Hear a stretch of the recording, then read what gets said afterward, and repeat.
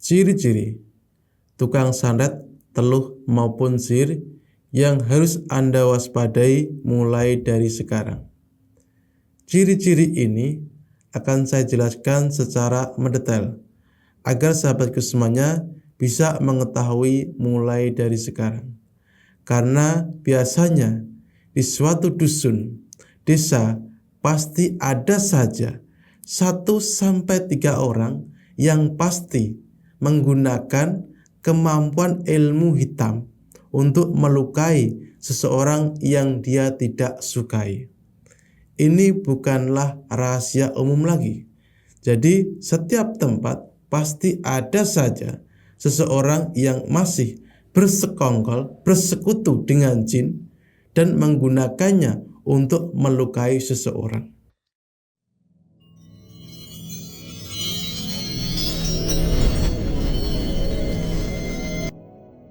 Assalamualaikum warahmatullahi wabarakatuh. Sahabat sedulur Simo, dimanapun Anda berada, berjumpa kembali dengan saya Bang Simo, dan tentunya masih di channel Simo SDSM.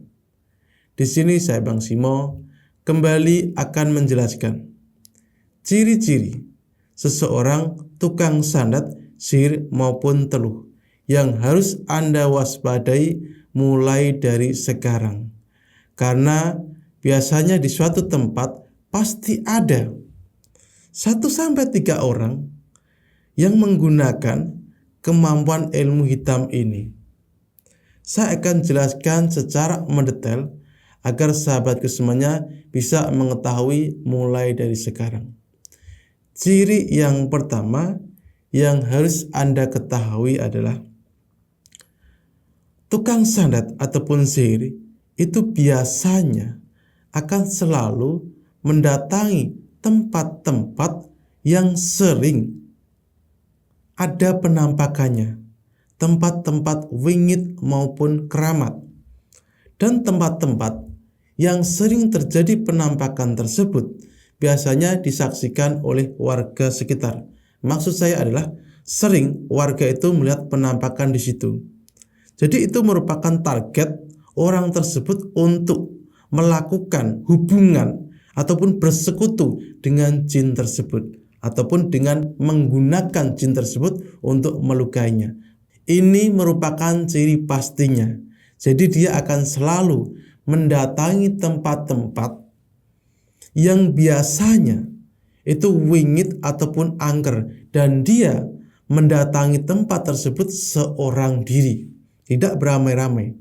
Bisa saja di situ di kuburan ataupun yang lain sebagainya, di punden ataupun di tempat-tempat yang ada guanya, ataupun pokoknya tempat-tempat yang sering ada penampakannya. Bisa di bawah jembatan, bisa. Intinya adalah tempat-tempat yang sering ada penampakan. Itulah target dia.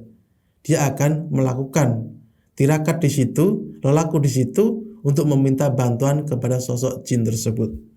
Itu merupakan ciri yang pertama di mana seseorang tersebut sebagai tukang sihir, santet maupun teluh yang harus Anda ketahui mulai dari sekarang.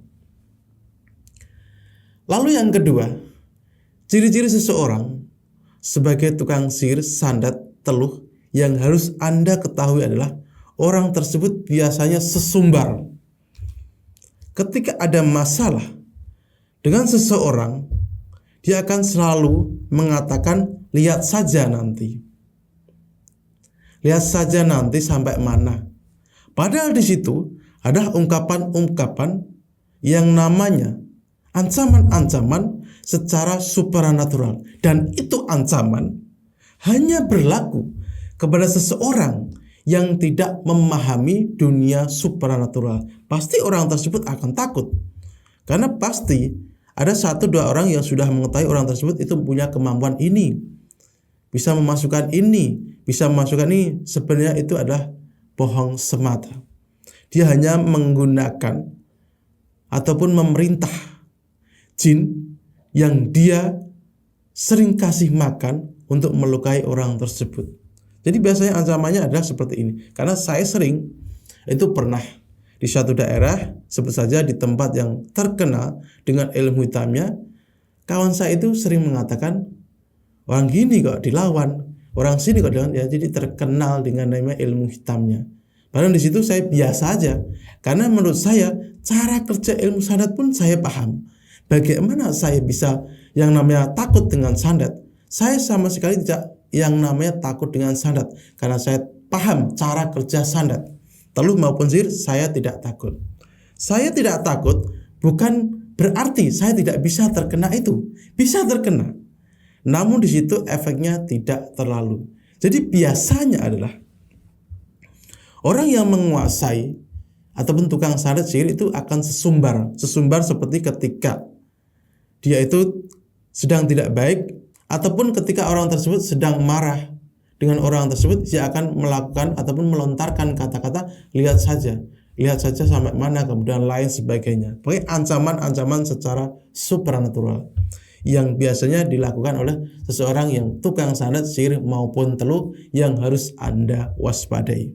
Itu merupakan ciri yang kedua secara pasti. Karena ketika seseorang sudah bersekutu dengan jin maupun setan, orang tersebut juga akan mengikuti yang namanya sifat sombong ataupun takabur. Jadi itu merupakan ciri yang kedua yang harus Anda ketahui mulai dari sekarang. Lalu ciri yang ketiga, di mana seseorang tersebut sebagai tukang sihir, sanad maupun teluh, itu bisa dilihat dari wajah ataupun aura orang tersebut. Biasanya aura wajahnya, tubuhnya itu akan mengeluarkan aroma yang khas. Seperti apa aromanya? Yaitu karakternya sama persis dari hodam ataupun jin ataupun setan yang dia sudah ajak bersekutu. Misal pocong ataupun wewe ataupun di situ bisa saja genderuwo, ini aromanya khas. Jadi bisa diketahui. Misal ketika Anda merasakan yang namanya berdekatan dengan orang tersebut, ada mencium aroma yang khas, seperti contohnya bunga melati. Ini biasanya adalah jin-jin jenis kuntilanak, wewe gombel. Ketika Anda mencium seperti ubi bakar, ini biasanya adalah sosok genderuwo. Jadi itu adalah contohnya. Anda akan mencium aroma khas tersebut ketika Anda berada di tempat orang tersebut. Dan juga ketika Anda berdekatan dengan orang tersebut, Anda akan merasakan sedikit getaran. Getaran seperti apa? Anda akan merasakan seperti macam kayak kesemutan ketika berada di dekat orang tersebut. Ada semacam energi lain yang Anda bisa rasakan sebenarnya ketika Anda di situ memperhatikan secara jeli. Jadi cukup Anda diam, Anda baca doanya A'udzubillahi minasyaitonirrajim, Anda rasakan sebentar, nanti Anda akan terasa. Dan bisa saja Anda akan sedikit merasakan ketutan di area-area tertentu. Itu artinya adalah ada gesekan antara energi dari jin yang dia miliki kepada Anda. Itu merupakan ciri yang ketiga di mana orang tersebut sebagai tukang sanad maupun sihir. Lalu ciri yang keempat, dia akan selalu menggunakan media-media. Seperti contoh, menggunakan kain kafan seperti diikat tiga, menggunakan rambut sebagai media sandatnya. Dia juga akan menggunakan media kadang rumput ilalang, pecahan kaca, pecahan beling, dan juga jarum, dan juga yang namanya paku yang sudah berkarat. Ini adalah media-media yang sering dia gunakan, darah, sesembahan, dan lain sebagainya. Ini adalah media-media yang selalu dia gunakan. Dan ketika Anda menemukan salah satu benda tadi di rumah Anda, artinya ada seseorang yang sudah berniat jahat kepada Anda. Jadi waspadai mulai dari sekarang, singkirkan ketika Anda menemukan benda tersebut di tempat Anda. Itu merupakan ciri yang keempat. Ciri yang kelima, Anda bisa melihatnya dari sorot matanya. Karena jin itu biasanya bertempat tinggal di tuanya itu di matanya, sehingga mudah sekali Anda mengetahui bahwasanya orang tersebut itu ada jinnya dan memiliki kemampuan ilmu hitam. Biasanya ketika orang tersebut marah, itu matanya langsung memerah dan melotot. Ingat, memerah dan melotot dan berlanjut. Misal marah kepada Anda, dan Anda juga akan mendapati yang namanya gangguan secara supernatural di waktu malam hari. Seperti apa gangguannya? Ada penampakan-penampakan sosok-sosok yang menakutkan, yang menakuti diri Anda. Itu berasal dari khodam ataupun jin dari pemilik ilmu hitam tersebut yang tidak terima kepada Anda. Jadi itu merupakan ciri di mana seseorang tersebut memiliki kemampuan ilmu hitam, sandat maupun sihir. Itu merupakan ciri-ciri yang terkadang seseorang awam pun bisa mengetahui. Namun secara pastinya yang paling bisa diketahui dari seseorang yang memiliki kemampuan sihir maupun sandat, biasanya yang paling jelas adalah orang tersebut itu sesumbar, sering menyumpahi. Ketika ada masalah, lihat saja sampai mana dan lain sebagainya. Itu merupakan ancaman dan di mana akan berlanjut dan dia akan menggunakan jin-jin dia untuk menyerang, dan bahkan di situ dia juga akan menggunakan yang namanya guru-guru dia. Misalnya ketika dia punya guru, jadi meminta bantuan kepada gurunya. Jadi sebenarnya kalau kita berbicara masalah seseorang yang memiliki kemampuan ilmu sandat maupun sihir, sebenarnya orang tersebut hanya bersekongkol, bersekutu dengan jin. Jadi di situ mendatangi tempat yang ada jinnya, yang banyak jinnya, dan dia di situ berkomunikasi secara batin, walaupun entah bisa berkomunikasi atau tidak beneran, pokoknya ya di situ. Terus biasanya dia akan mengambil benda yang berada di situ, entah itu secara batinnya ada ilalang ataupun daun, apapun apa saja di tempat itu, dan di situ sebagai isyarat saja. Dan ketika orang tersebut ingin menggunakannya, biasanya akan ditaruh di tempat-tempat targetnya. Saya bisa bicara seperti ini karena saya sering menjadi korbannya, yang namanya dukun sandat maupun sihir. Walaupun bagi saya hal itu adalah sesuatu hal yang konyol. Kenapa saya bilang itu sesuatu yang konyol? Sandat semacam ini kok dikirim di sini? Ini tidak tahu orang atau gimana. Dalam hati saya seperti itu. Namun di situ saya hanya berprasangka bahwasanya orang ini itu ingin mengetes ilmunya. Karena apa? Ketika seseorang masih dalam proses belajar ilmu batin, ilmu supernatural pun, dia akan sering menggunakan kemampuannya untuk menyerang seseorang. Maksud saya adalah uji coba.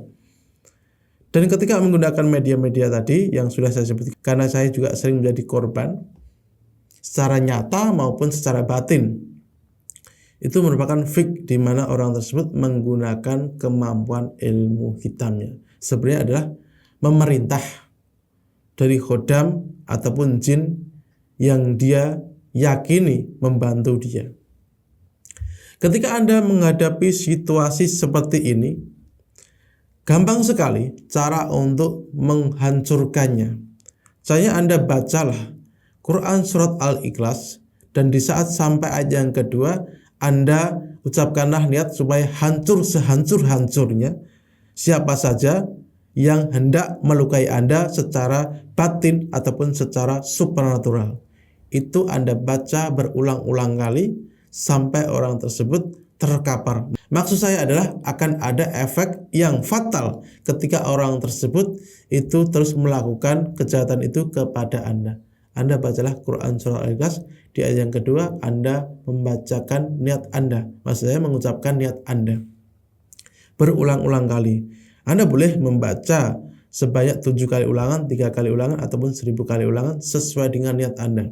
Mudah-mudahan pengetahuan ini bermanfaat untuk sedulur Simo dimanapun Anda berada. Dan kurang lebihnya saya minta maaf, dan jika ada pertanyaan dari keilmuan ini, ada yang kurang paham, ada yang kurang jelas, silahkan kawanku semuanya bisa tinggalkan komentar. Berkah manfaat ilmunya dipatang tubuh sedulur dari saya Bang Simo. Wassalamualaikum warahmatullahi wabarakatuh.